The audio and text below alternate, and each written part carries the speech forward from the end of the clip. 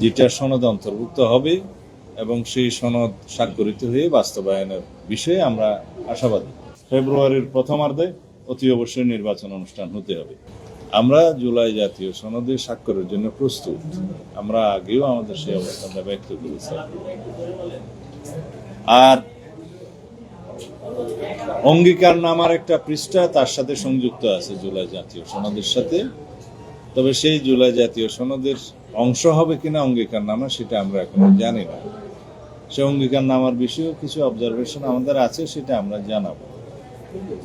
তবে আমরা আশা করি সকল রাজনৈতিক দল যা কিছু আমরা আলোচনার মাধ্যমে ঐকমত্যে পৌঁছাতে পেরেছি, যেটা সনদে অন্তর্ভুক্ত হবে এবং সেই সনদ স্বাক্ষরিত হয়ে বাস্তবায়নের বিষয়ে আমরা আশাবাদী। এবং এই বিষয়ে আমরা আমাদের পরামর্শগুলো দিয়েছি কিভাবে এটা বাস্তবায়ন করা যায়। বিভিন্ন রাজনৈতিক দল তাদের পরামর্শ দিয়েছে। বিগত দিনের আলোচনায় যে সমস্ত পন্থা বিভিন্ন রাজনৈতিক দলের পক্ষ থেকে উত্থাপন করা হয়েছে তার পরিপ্রেক্ষিতে আমাদের জবাব আমরা দিয়েছি, সেটা আপনারা নিশ্চয়ই দেখেছেন, সেটা মিডিয়াতে আছে বিস্তারিত। এর বাইরেও আমরা প্রস্তাব রেখেছি, যদি আরও কোনো আইনানুগ পন্থা, বৈধ এবং সাংবিধানিক পন্থা খুঁজে বের করা যায় তাহলে আমরা সেটাও মেনে নেব। কিন্তু আমরা এমন কোনো খারাপ নজির স্থাপন করতে চাই না যেটার মধ্য দিয়ে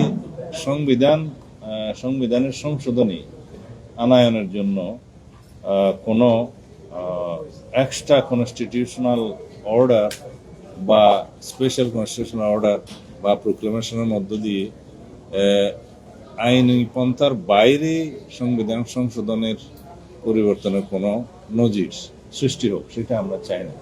তো সেই জন্য আমরা বলেছি, মানে প্রধান উপদেষ্টার কাছেও আমি আহ্বান জানিয়েছি যে আপনি বিচার বিভাগের পরামর্শ নিতে পারেন, সুপ্রিম কোর্টের আপিল বিভাগের পরামর্শ নিতে পারেন যে এই সনদ বাস্তবায়নের জন্য আইনি কি প্রক্রিয়া ফলো করা যায়, অনুসরণ করা যায়। অথবা এর বাইরেও যদি কোনো আইনানুগ কোনো প্রক্রিয়া বের করা যায় তাতেও আমরা একমত হব। কিন্তু যেই জুলাই সনদটাকে আমরা জাতীয় ঐকমত্যের ভিত্তিতে প্রণয়ন করছি, এটা একটা জাতীয় গুরুত্বপূর্ণ দলিল, রাজনৈতিক দলিল এবং সাংবিধানিক দলিল। এই দলিলটাকে যাতে আমরা বাস্তবায়ন করতে পারি প্রশ্নাতীতভাবে, জাতির কাছে যেন এটা কোনোদিন প্রশ্নবিদ্ধ না হয়, ভবিষ্যতে যেন এটা জুডিশিয়ারিতে চ্যালেঞ্জ না হয়, সেরকম একটা পদ্ধতি আমরা বের করি। সেই জন্যে আমি এখানে সুপ্রিম কোর্টের মতামতের জন্য আজকে আহ্বান জানিয়েছি যে মতামত নিতে পারেন। এবং দ্বিতীয় মতামত দিয়েছি মাননীয় প্রধান উপদেষ্টা আপনি নিজের উদ্যোগে দরকার হলে ছোট ছোট মিটিং করে রাজনৈতিক দলসমূহের সাথে কিভাবে এটা বাস্তবায়ন করা যায় সেই বিষয়ে আপনি ঐকমত্যে আনতে পারেন, সেই এখতিয়ার আপনার আছে। আপনি আহ্বান জানালে আমরা সব সময় আসবো। এই ছিল আমাদের আজকের বক্তব্য। দেখা যাক, আমাদের আলোচনা আরও চলবে। আগামী বুধবারে আবার আলোচনা শুরু হবে। ইতিমধ্যে ঐকমত্য কমিশনের মেয়াদ আগামীকালকে, বর্তমান মেয়াদটা সমাপ্ত হবে। তারা আশা করছেন সেটা আরও বৃদ্ধি করা হবে। তাহলে বুধবার থেকে আবার আলোচনা হবে। আমরা চাই আলোচনার টেবিলে সবকিছু নিষ্পত্তি হোক এবং আমরা জোর দিয়ে বলেছি যে আগামী ফেব্রুয়ারির প্রথমার্ধে অবশ্যই নির্বাচন অনুষ্ঠান হতে হবে, এটার কোনো বিকল্প নাই। এবং নির্বাচন কোনো কিছুর উপরে কন্ডিশনাল নয়, নির্ভরশীল নয়। সংস্কার এবং বিচার, নির্বাচন এটা পরস্পর একটা মিউচুয়ালি ইন্টারডিপেন্ডেন্ট কোনো বিষয় নয়।